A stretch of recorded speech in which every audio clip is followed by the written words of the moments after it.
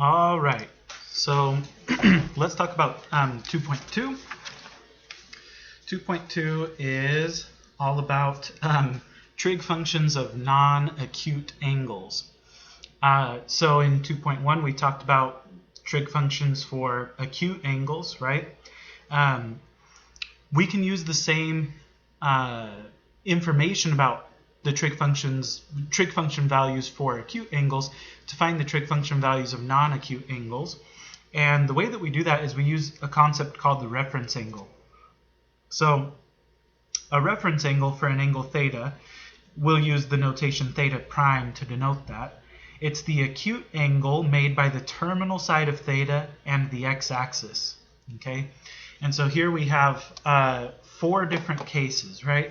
So if the angle that you're talking about is already in quadrant 1, then the reference angle is the same as the original angle, right? Theta prime equals theta. And right, because this is the terminal side, and so the angle that the terminal side makes with the x-axis is going to be this same angle, right? So the acute angle that the terminal side makes with the x-axis is going to be this same angle. If you're in quadrant 2, on the other hand, right, theta is going to be this angle right here, this big obtuse angle. Theta prime would be this angle right here. So it's formed by the terminal side of theta and then the x-axis. But it doesn't have to be the positive x-axis. It's just the x-axis, and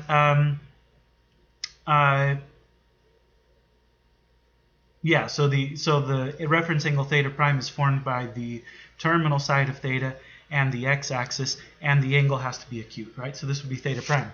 So notice that if you are in quadrant 2, then theta prime.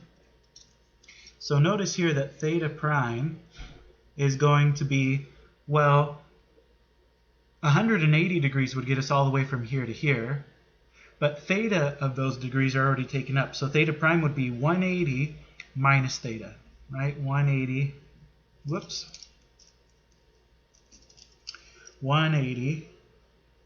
minus theta, right? That's what theta prime would be. If theta is in quadrant 3, right? So this is theta. Theta prime would be this angle right here, okay? So you'll notice that theta prime then is theta minus 180 degrees, right? So it's almost exactly the same as this, but the subtraction is switched around, right? So theta prime is theta minus 180 degrees if you're in quadrant 3. And then in quadrant 4, if you're in quadrant 4, then this is theta, and theta prime would be this little bit right here. So theta prime, if you're in quadrant 4, is going to be 360 degrees, would get you all the way around. So then if you subtract off theta, that gives you what's left over. So it's 360 degrees minus theta. Now my advice would be, don't necessarily try to memorize these rules. I think you can pretty much come up with those on your own. Once you've drawn the picture, you can figure out what the reference angle is. So you don't have to like sit here and memorize, oh, if I'm in quadrant 2, then it's 180 minus theta. If I'm in quadrant 4, then it's 360 minus theta. Don't try to memorize that. Just draw the picture, okay? Of course, quadrantal angles don't have reference angles, okay, because you can't get an acute angle out of a quadrantal angle. But let's practice finding some reference angles. So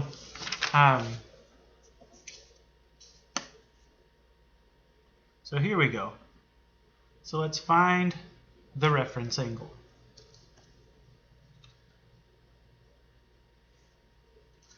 Okay, find the reference angle.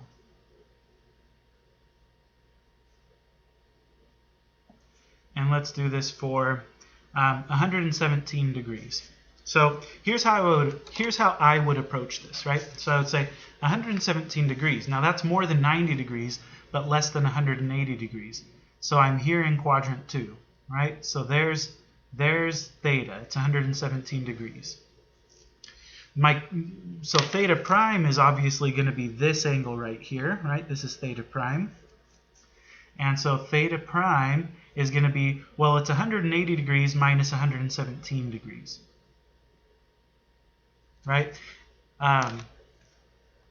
So 180 minus 117 is 63 degrees.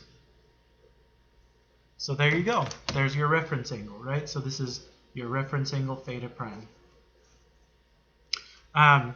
So that's how that process works. Now, of course, it's going to be different depending, like you're not always going to do 180 minus theta, right? Like we just saw on the previous page. But see if you can do this for 200 degrees. I'm just going to list a bunch of these actually. So 200 degrees, we'll do 285, 1095, and 557. So see if you can find the reference angles for each of those four angles.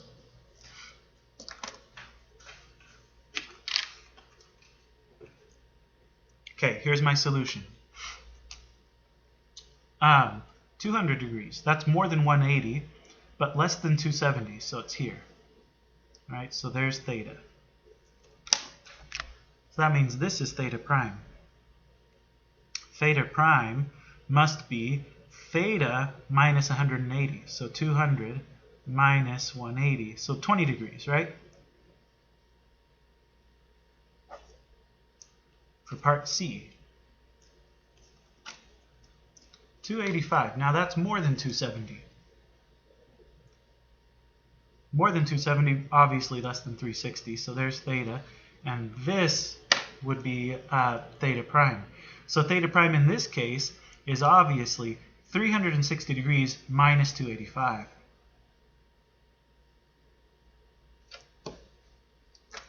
(360 minus 285). So that's 75 degrees. All right, so those are straightforward enough. What about something like part B? Part D, 1095 degrees. I think what I would do is before I try to find the reference angle, I would try to find a coterminal angle with this one that's between 0 and 360. So what I'm going to do is I'm going to do 1095 minus 360, and I'm just going to keep subtracting 360 until I get an angle between 0 and 360. And if you do that, I think you get 15 degrees, right? 360 or 1095 minus 360 is 735, minus 360 again is 375, so you're close, but you need to keep going. You subtract 360 again and you get 15 degrees. So there's theta. Well, so the reference angle, theta prime, is just equal to theta, right? So theta prime in this case is 15 degrees. I guess it doesn't equal theta, but it equals the coterminal angle with theta, so 15 degrees. So 557, you can imagine, is going to go the same kind of way. 557 minus 360 is 197. 197 degrees would be here, right? So this is 197 degrees, and I'm looking for this angle here. Right, so theta prime is going to be 197 minus 180, and so that is 17 degrees, I believe, right? So there's theta prime.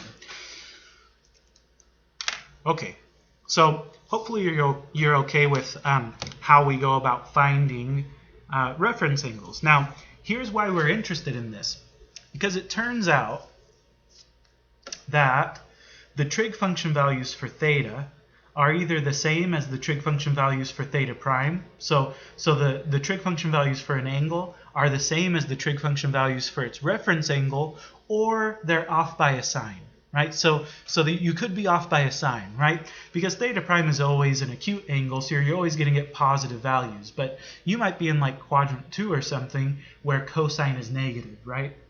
So the moral of the story then is to find a trig function value for a non-acute angle. What we do is we find the trig function values for the reference angle, and then we determine the sign of the original angle by using the all students take calculus idea, right? So that we know, whether the thing is positive or negative. So I'll walk you through some examples of this.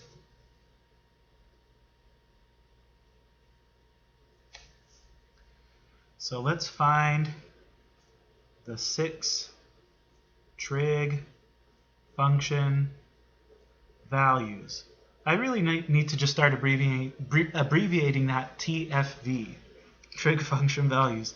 So find the 6 trig function values for, and I'll walk you through one so you can kind of see how it goes, but let's do this for theta equals 135 degrees. We're going to do this without using a calculator, of course, right? If using a calculator were acceptable, I mean, using a calculator is fine, but for the purposes of this exercise, right, I wouldn't be taking you through all this, stuff with reference angles if I were okay with you just like using a calculator to do it. So let's see if we can do this without using a calculator, just doing this by hand. So 135 degrees. That's more than 90, less than 180, so we must be in quadrant 2. So there's theta. Okay. So theta prime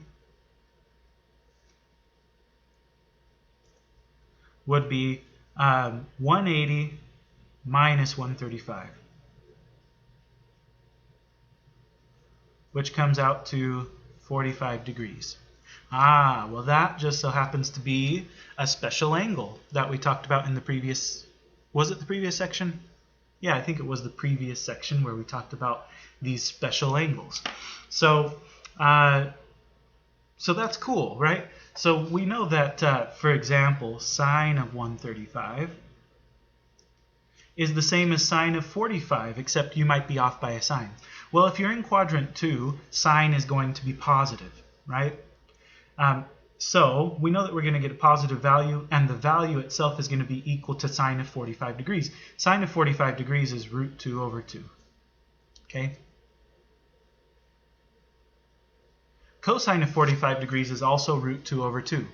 But since 135 degrees is in quadrant 2, and since cosine is negative there, we're going to say that this is negative root 2 over 2. Tangent of 135 degrees is sine over cosine.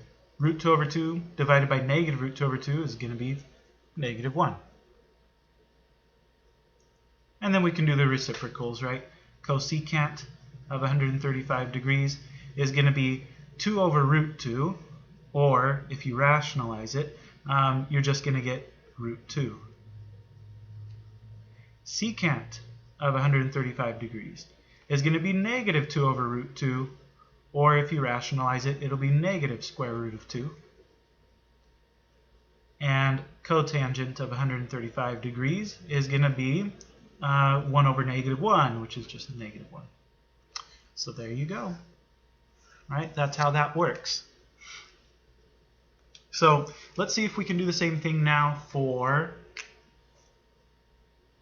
theta equals 240 degrees. So go ahead and give the video a pause. See if you can do this for theta equals 240 degrees.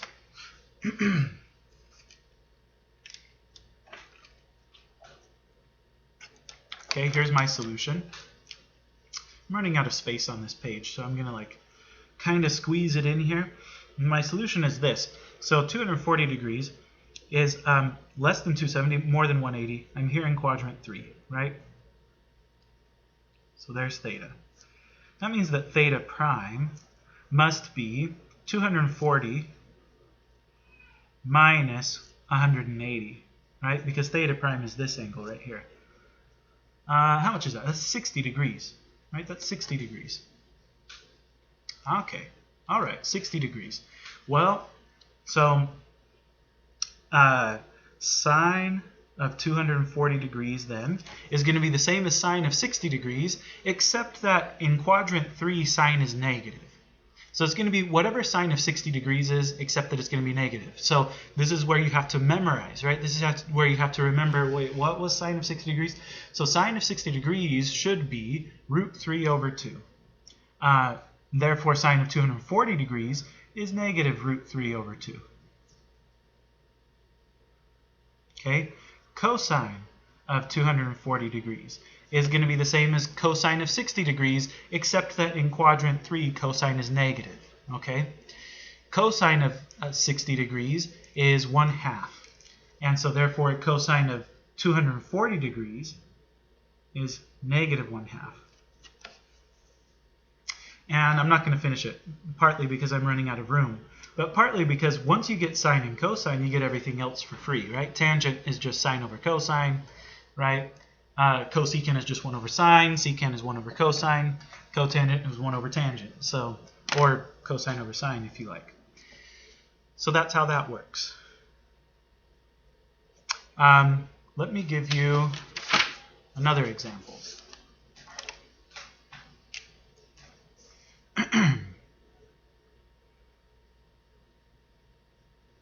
So find the exact value by hand. Here we go.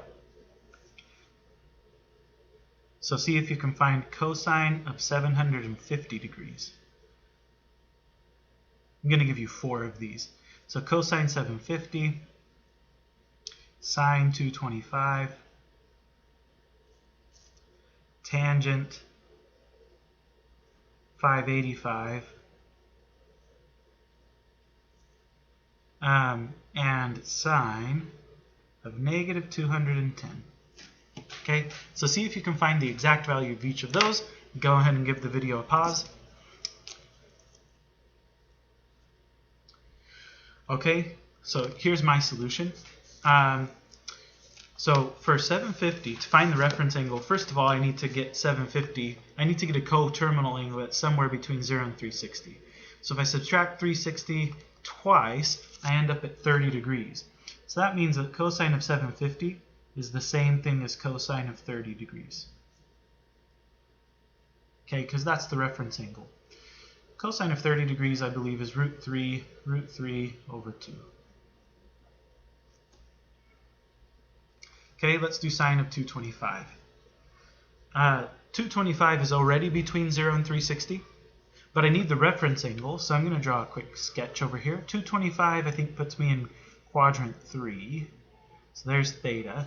So theta prime is going to be 225 minus 180.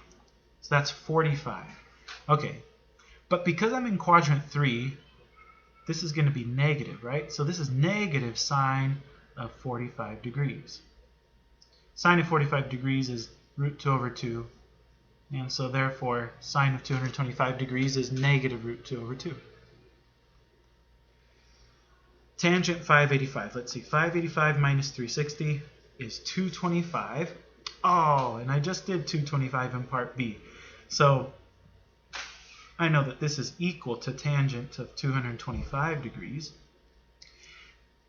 In quadrant 3, tangent is positive, right? All students take. So tangent's positive in quadrant 3. So tangent of 225 degrees is equal to tangent of 45 degrees, because tangent is still positive in quadrant 3. And tangent 45 degrees is 1.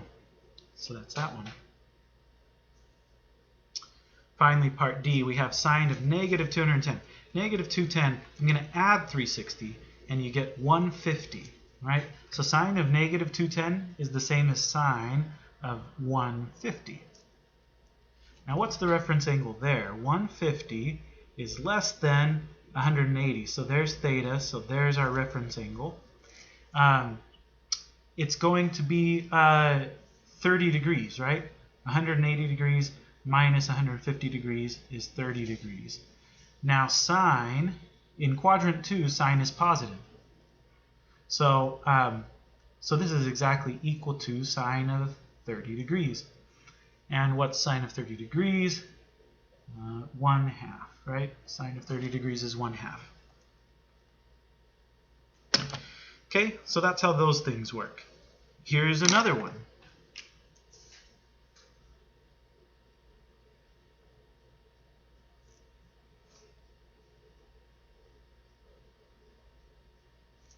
So let's evaluate sine of 120 degrees plus 2 times cosine squared of 60 degrees minus cotangent squared of 30 degrees.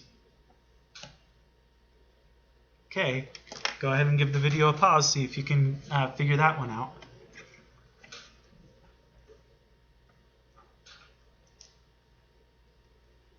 Okay, here we go. Sine of 120 degrees. So the reference angle for 120 degrees is going to be 60 degrees. So sine, and 120 degrees, by the way, is in quadrant 2, right? Sine is positive there. So sine of 120 degrees is exactly the same as sine of 60 degrees. Sine of 60 degrees is root 3 over 2. So this is root 3 over 2.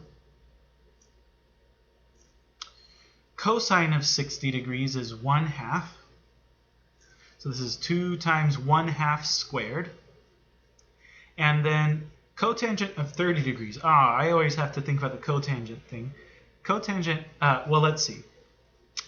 Cotangent is cosine over sine, right? Cosine of 30 degrees, so I'm going to do a little scratch work, but cosine of 30 is root 3 over 2.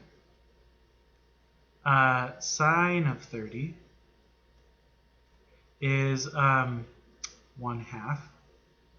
Root 3 over 2 divided by 1/2 is going to be root 3. Okay, so this is root 3 squared.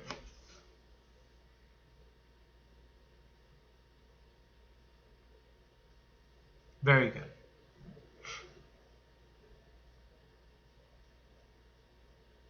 It's too bad this value isn't squared, because then I'd get rid of that square root of 3 as well, but whatever. So this is root 3 over 2 plus 1/2 squared is 1/4. 1/4 times 2 is 1/2. And then root 3 squared is just 3. So this is root 3 over 2 plus 1/2 minus 3. That would be root 3 over 2 minus, well, 3 is the same as 6/2. 1/2 minus 6/2 is negative 5/2. Or if you like, you can call it root 3 minus 5 all over 2. Right, that would also be an acceptable answer. And okay, so that's that one.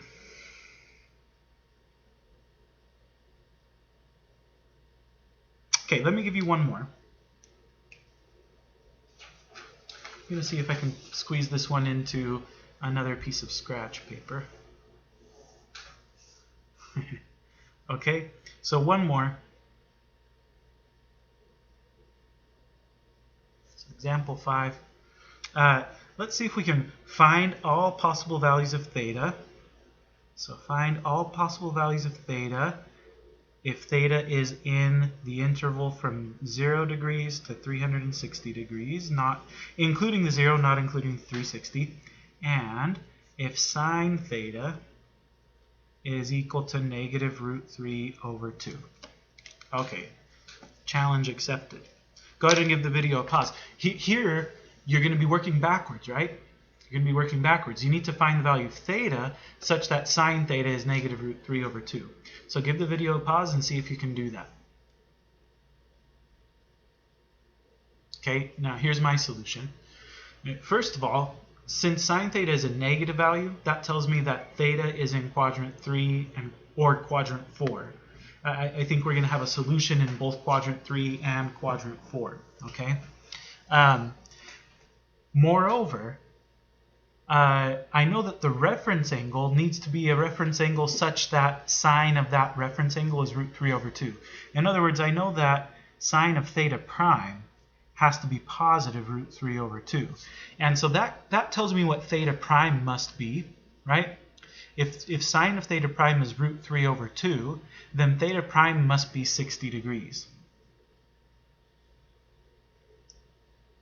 Right? So working backwards a little bit. But yeah, sine of 60 degrees is root 3 over 2. So the reference angle here is 60 degrees.